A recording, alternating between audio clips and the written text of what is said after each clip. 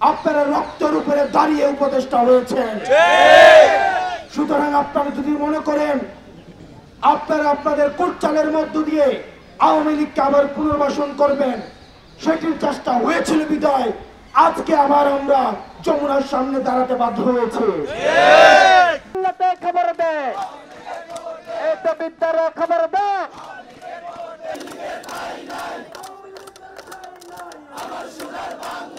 Actually আমরা সারা রাত অবস্থান করার পরে ফজরের পরে আমাদের সিনিয়র যারা আছে ওরা যার যার অবস্থান থেকে গেছে। এখন পর্যন্ত সরকার থেকে আমাদের কাছে কোনো মেসেজ আসে নাই, আর মেসেজ খুব শীঘ্রই আসতে হবে। মেসেজ যতক্ষণ পর্যন্ত না আসবে আমরা রাজপথ ছাড়বো না।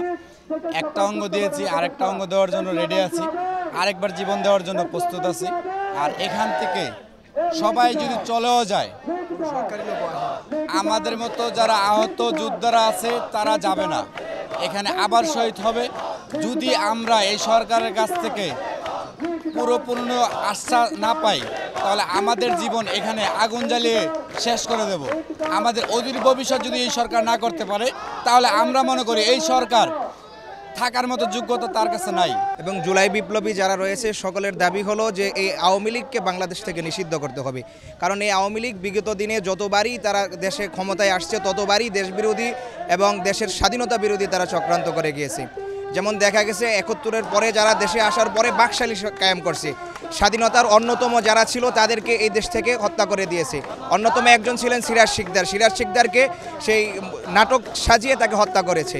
এবং পরবর্তীতে ২০০৯ সালে আসার পরে সর্বপ্রথম যে কাজটা করে, বাংলাদেশের লক্ষ কোটি টাকা ব্যয় করে আমাদের দেশের অফিসারদেরকে যাদের করা হয় আমাদের দেশের সীমানা পাহারা দেওয়ার জন্য, সেই সমস্ত দেশপ্রেমিক এবং দেশকে রক্ষা করার জন্য যারা প্রতিজ্ঞাবদ্ধ, মেজর শাকিল সহ সকলকে হত্যা করে দেয়। একটা সন্ত্রাসী দল যেটা ৫ই আগস্টের পূর্বে আমাদের মতো ভাইরা চোখ হারিয়েছে, পা হারিয়েছে, জীবন হারিয়েছে, শত শত মায়ের বুক খালি হয়েছে, সেটা একমাত্র এই রাজনৈতিক সংগঠনের দ্বারাই সংগঠিত হয়েছে। সেই প্রেক্ষিতে আমরা মনে করি আওয়ামী লীগ একটা সন্ত্রাসী সংগঠন। এই আওয়ামী লীগ সন্ত্রাসী সংগঠন হিসেবে তাকে অতি জরুরি অনতিবিলম্বে তার রাজনৈতিক সকল কর্মকাণ্ড নিষিদ্ধ ঘোষণা করবে এবং তার নিবন্ধন বাতিল করে আমাদের এই সোনার বাংলায়, এই ২৪-এর বাংলায় যেন আওয়ামী লীগ দ্বিতীয়বার রাজনীতি করার কোনো রকম সুযোগ না থাকে, সেই প্রত্যাশা নিয়ে আমরা রাজপথে ছিলাম, আছি, থাকব। আজকে আমরা জুলাইতে ফেরত যাচ্ছি। আমরা কোনো দল বুঝি না, আমরা বিএনপি বুঝি না, আমরা জামাত বুঝি না, আমরা এনসিপি বুঝি না। আমরা একটাই বুঝি, বাংলাদেশে একটাই, সেটা হলো জুলাইয়ের যোদ্ধারা আজকে রাজপথে ফয়সালা করবে বাংলাদেশ। তাদের দিক থেকে আমরা কোনো তৎপরতা এখনো পর্যন্ত দেখছি না। সংগ্রামী সহযোদ্ধা, আপনারা দেখবেন এই বিচারের কালেক্ষেপণের মধ্য দিয়ে আমরা সন্দেহ করছি অন্তর্বর্তীকালীন সরকার আওয়ামী লীগকে পুনর্গঠিত হওয়ার সুযোগ দিচ্ছে। আপনারা দেখছেন অতীতের ন্যায় সন্ত্রাসী কায়দায় আওয়ামী লীগ বিভিন্ন জায়গায় চোরাগুপ্তা হামলা চালাচ্ছে। অতীতে যেভাবে আওয়ামী লীগ জানমালের জন্য এবং বাংলাদেশের জন্য হুমকি হিসেবে বিবেচিত হতো, যেভাবে আওয়ামী লীগ ভারতের এক্সটেনশন হিসেবে বাংলাদেশে ইমপ্ল্যান্টেড ফোর্স হিসেবে কাজ করেছে, এখনো পর্যন্ত সেভাবে কাজ অব্যাহত রেখেছে। আমরা সন্দেহের চোখে দেখেছি। অন্তর্বর্তীকালীন সরকারের কাছে আমাদের প্রত্যাশা ছিল এই অন্তর্বর্তীকালীন সরকারের প্রথম এবং প্রধান সংস্কার হবে আওয়ামী লীগকে, এই গণহত্যাকারী আওয়ামী লীগকে ফ্যাসিস্ট সন্ত্রাসী সংগঠন হিসেবে নিষিদ্ধ করবে। যেহেতু অন্তর্বর্তীকালীন সরকার দৃশ্যমান কোনো পদক্ষেপ নেয়নি এবং আমরা দেখেছি, আমরা বিভিন্ন সময় আমরা তথ্য পেয়েছি এখানে বিভিন্ন তাদেরও অনিচ্ছা রয়েছে। আমরা উপদেষ্টাদেরকে বলতে চাই, আপনারা ছাত্র নাগরিকের, আপনারা রক্তের উপরে দাঁড়িয়ে উপদেষ্টা হয়েছেন।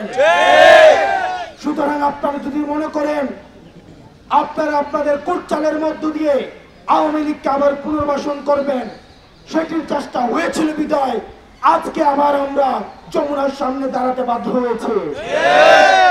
অধিক সময় ধরে গুম খুন হত্যার শিকার হওয়া পরিবারের সদস্যবৃন্দ, আমাদের এই জুলাইয়ের অভ্যুত্থানে যে যোদ্ধারা এবং শহীদ পরিবারের সদস্যরা, তাছাড়াও পিলখানা হত্যাকাণ্ড এবং শাপলা চত্বরে হত্যাকাণ্ডের শিকার হয়েছিল যেই পরিবারের যে সদস্যরা, সেই পরিবারের সদস্যরা সেখানে উপস্থিত থাকবেন। আমরা একসাথে মঞ্চের দিকে যাব আজান হওয়ার সাথে সাথে। ঠিক আছে। ডক্টর মোহাম্মদ ইউনূস, আমরা আপনার কাছে শ্রদ্ধার সাথে আমরা আপনার কাছে বলতে চাই, শহীদদেরকে সাথে নিয়ে, শহীদদের পরিবারদেরকে সাথে নিয়ে, আহতদেরকে সাথে নিয়ে আমরা বলতে চাই আর কোনো টালবাহানা চলবে না। আপনি যে আওয়ামী লীগকে রাজনৈতিক দল বলছেন, আওয়ামী লীগ কখনোই কোনো রাজনৈতিক দল নয়। ভাই এবং বন্ধুগণ, আমার সম্মানিত শ্রমিক ছাত্র জনতা ভাই বোনেরা, আজ এখানে আমাদের ছোট বাচ্চারা আবার নেমে এসেছে। আমি সাংবাদিক ভাই বোনদের কাছে অনুরোধ করতে চাই, আমাদের ভাইয়েরা, আমাদের বোনেরা, আমাদের ছাত্র জনতা, আমাদের জুলাই যোদ্ধারা, আমাদের শহীদ পরিবার, আমাদের আহত বঙ্গুত্তরা এখনো যখন পুনর্বাসিত হয় নাই, তার আগে বিচার সংস্কার সম্পন্ন না করে আবার আরেকটা ঠুনকো নির্বাচন দিয়ে জাতির সাথে তামাশা করতে দেওয়া হবে। কারণ এরকম নির্বাচন আমাদের অবশ্যই প্রয়োজন, কিন্তু বিচার এবং সংস্কার ছাড়া জাতির প্রত্যাশিত নির্বাচন বাস্তবায়ন অসম্ভব।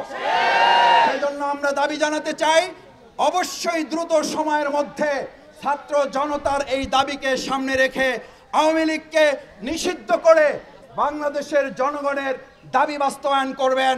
মাঝখানে যুবলীগ, স্বেচ্ছাসেবক লীগ আর এই সমস্ত ডালপালা কাটার ষড়যন্ত্র করে আমাদের এই ছাত্র জনতাকে আর ঘরে ফিরিয়ে দিতে পারবেন না।